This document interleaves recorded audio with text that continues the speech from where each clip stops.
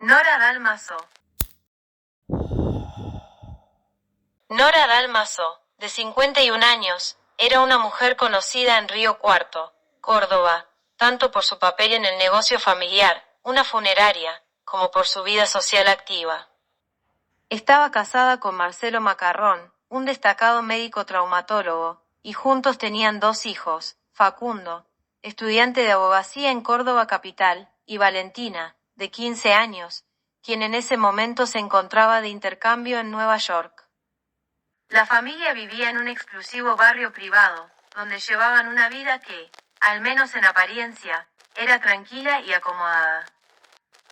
El 23 de noviembre de 2006, Marcelo viajó con un grupo de amigos a un torneo de golf en Uruguay, a más de 1.300 kilómetros de distancia, dejando a Nora sola en casa.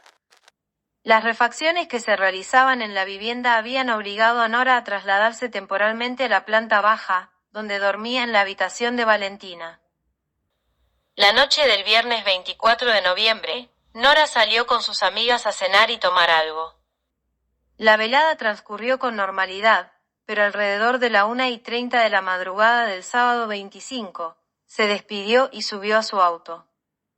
Mientras conducía de regreso a casa, intercambió mensajes con un amigo de su esposo, quien también participaba en el torneo de golf en Uruguay. Este hombre, según rumores posteriores, podría haber sido su amante. Nora llegó a su casa y, después de esa noche, desapareció del radar. Su teléfono dejó de responder, y no contestó llamadas ni mensajes durante todo el domingo 26 de noviembre. La falta de comunicación preocupó a su madre, quien finalmente llamó a un vecino para que revisara la casa. Lo que encontró fue aterrador. Nora estaba muerta, desnuda, sobre la cama de la habitación de su hija. Una escena del crimen caótica. La investigación comenzó con serias irregularidades.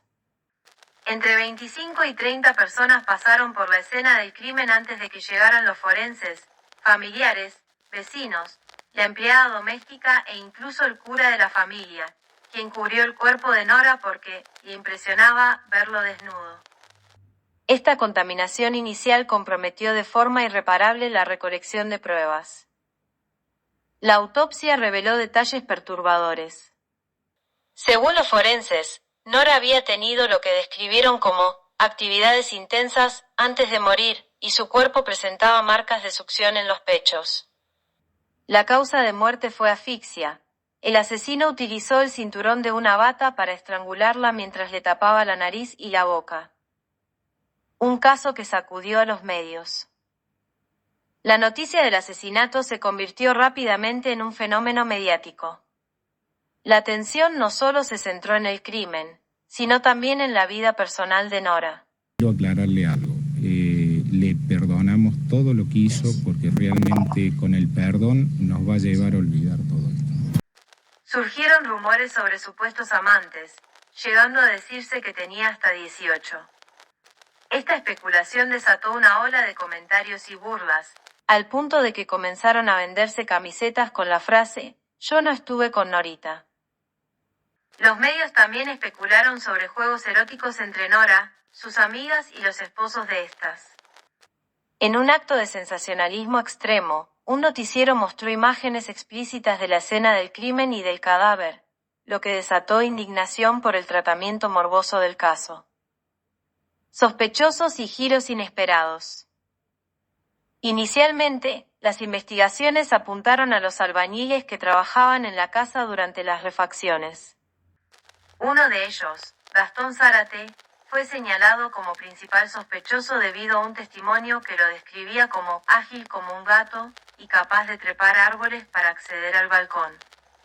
Sin embargo, no existían pruebas contundentes en su contra, y el hecho de que su esposa estuviera embarazada descartaba la posibilidad de que fuera estéril, una característica clave atribuida al asesino por los forenses. La acusación contra Zárate provocó una ola de protestas en Río Cuarto. La población, convencida de su inocencia, organizó una marcha conocida como el Perejilazo, en la que los manifestantes llevaban ramas de perejil como símbolo de rechazo a las falsas acusaciones. Finalmente, Zárate fue liberado, y algunos policías fueron condenados por torturarlo para obtener una confesión.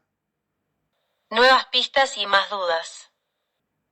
Meses después, las muestras de semen recolectadas en la escena del crimen arrojaron un resultado sorprendente: el ADN pertenecía a alguien de la familia Macarrón. Marcelo, al estar en Uruguay, quedó descartado, pero las sospechas recayeron sobre Facundo, el hijo mayor. La hipótesis sugería que Facundo había viajado desde Córdoba capital, cometido el crimen y regresado. Sin embargo, esta teoría también presentaba inconsistencias. Mientras que a Zárate lo acusaron de violación consumada, a Facundo se lo señaló por violación no consumada, a pesar de que había rastros de semen. Ante tantas irregularidades, la Fiscalía decidió enviar las muestras de ADN al FBI. Un caso sin resolver. Con el paso de los años, el caso de Nora Dalmaso se estancó. El fiscal original, Javier Di Santo, abandonó la causa después de una década sin avances significativos, y la investigación pasó a manos de Daniel Miralles. El asesinato de Nora Dalmaso sigue siendo un misterio. Marcado por errores forenses, especulación mediática y teorías contradictorias, el caso dejó al descubierto no solo las fallas del sistema judicial, sino también el impacto devastador de la exposición pública en una tragedia familiar. El caso de Nora Dalmaso, que estremeció a la sociedad argentina en noviembre de 2006, sigue revelando giros inesperados casi 2 décadas después. Lo que comenzó como un crimen lleno de inconsistencias investigativas, se transformó en un intrincado entramado de sospechas, teorías y pistas que han mantenido a la opinión pública en vilo. La hipótesis del vuelo fantasma. Uno de los momentos más cruciales y controvertidos en la investigación del asesinato de Nora Dalmaso ocurrió cuando los análisis realizados por el FBI revelaron que el semen hallado en el cuerpo de la víctima pertenecía a su esposo, Marcelo Macarrón.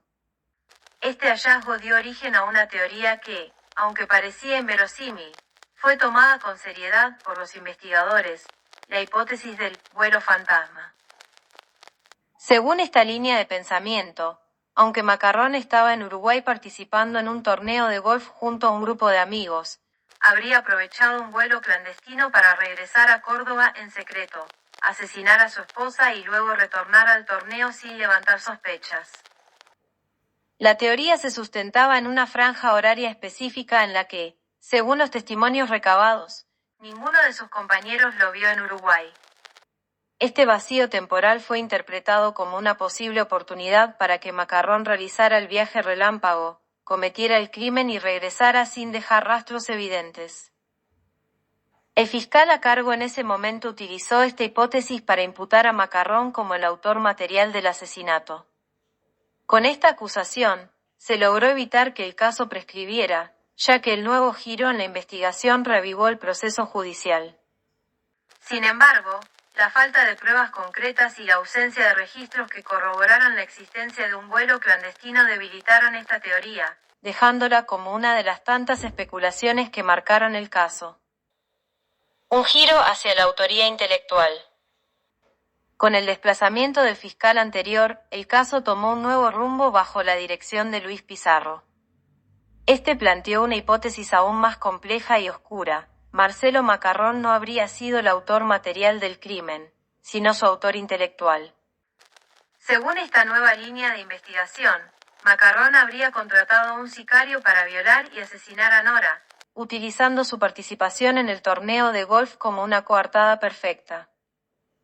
Pizarro llegó a sugerir que los responsables materiales del asesinato podrían haber sido 2 hombres de nacionalidad colombiana, contratados específicamente para ejecutar un plan que casi resultó ser el crimen perfecto. La motivación detrás de este supuesto plan se tornó en un entramado de negocios ilícitos y conflictos familiares. Según Pizarro, Nora habría descubierto operaciones financieras irregulares que involucraban grandes sumas de dinero y que podían comprometer gravemente a su esposo. Se especuló que Macarrón actuaba como testaferro de un empresario o político influyente, manejando fondos de procedencia dudosa.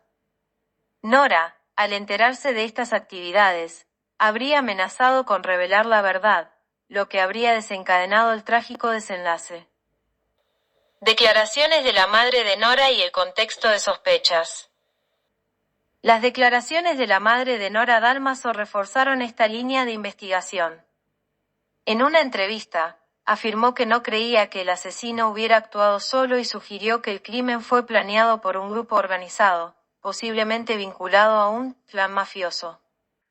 Según ella, Marcelo Macarrón mantenía relaciones cercanas con personas poderosas y peligrosas, con quienes compartía encuentros sociales, asados y reuniones privadas. Estas declaraciones, aunque no constituyeron pruebas concretas, alimentaron las sospechas en torno al entorno de Macarrón y las posibles conexiones del crimen con redes de poder y corrupción. El silencio de Osvaldo Rafo. Desde el inicio de la investigación, Marcelo Macarrón contrató al prestigioso perito Osvaldo Rafo, reconocido por su experiencia en casos de alto perfil. Rafo aseguró en más de una ocasión que tenía una idea clara de quién había matado a Nora, pero que no podía revelar esa información debido a la falta de pruebas contundentes. Lamentablemente, Rafo falleció años después, llevándose consigo cualquier pista o sospecha que pudiera haber ayudado a resolver el caso. Su silencio perpetuó el misterio en torno al crimen y dejó un vacío significativo en la búsqueda de justicia. Una nueva pista 18 años después. Casi 18 años después del asesinato, en diciembre de 2024, la investigación dio un giro inesperado con la identificación de un nuevo sospechoso, Roberto Marcos Barzola. Este parquetista había trabajado en la casa de los Macarrón en la semana previa al crimen y había declarado como testigo en el juicio de 2022. Un análisis genético reciente vinculó directamente a Barzola con la escena del crimen. Su ADN fue hallado en el cinturón de bata que se utilizó para estrangular a Nora y en un vello encontrado en su zona inguinal. Este hallazgo representó un avance significativo, ya que conectó de manera directa al parquetista con la víctima, algo que no se había logrado con ningún otro sospechoso hasta el momento. Barzola, que tenía 27 años al momento del asesinato, aseguró en su declaración de 2022 que solo había visto a Nora una vez durante los 3 días que trabajó en la vivienda. Sin embargo, su ADN no había sido cotejado en 2007, a pesar de que la familia de la víctima lo había solicitado. Un futuro incierto. A pesar de las evidencias en su contra, Barzola se negó a prestar declaración tras ser señalado como el principal sospechoso. La Fiscalía, liderada por Pablo Jávega, anunció que continuará analizando las pruebas disponibles para reconstruir la secuencia completa de los hechos y llegar a la verdad histórica del crimen. Este caso, que comenzó como un asesinato en un barrio cerrado, se ha convertido en un reflejo de las fallas sistémicas de la justicia argentina. Con un proceso marcado por negligencias, corrupción y teorías contradictorias, el asesinato de Nora Dalmaso sigue siendo un símbolo de la lucha por la verdad y la justicia en un sistema judicial plagado de sombras. Este canal te invita a suscribirte. Somos Ecos de la Eternidad.